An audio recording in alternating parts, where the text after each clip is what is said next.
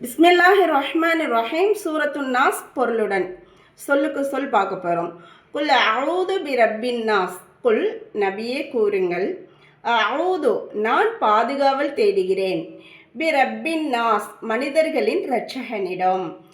நபியே கூறுங்கள், நான் மனிதர்களின் இரட்சகனிடம் நான் பாதுகாவல் தேடுகிறேன்.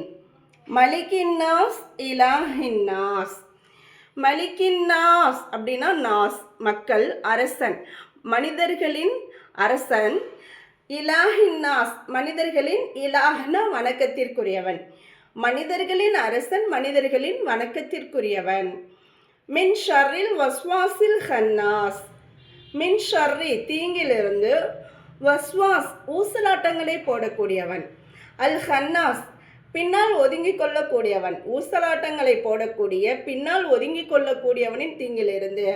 இங்கே யாரை பற்றி சொல்லப்படுதுன்னா ஷைத்தானை பற்றி சொல்லப்படுது. அவன் பின்னால் ஒதுங்கி கொண்டு நம்முடைய உள்ளங்களில் ஏதாவது ஊசலாட்டங்களை போட்டு நம்மை திசை திருப்பக்கூடியவன்.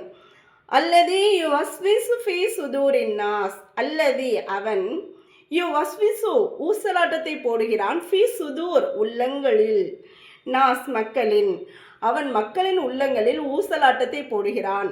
ஏதாவது ஒரு சிந்தனைகளை நமக்கு ஏற்படுத்திக்கிட்டே இருக்கிறது. மினல் ஜின்னதி வன்னாஸ். மினல் ஜின்னதி ஜின்களில் இருந்தும் உள்ளனர், வன்னாஸ் மனிதர்களிலும்,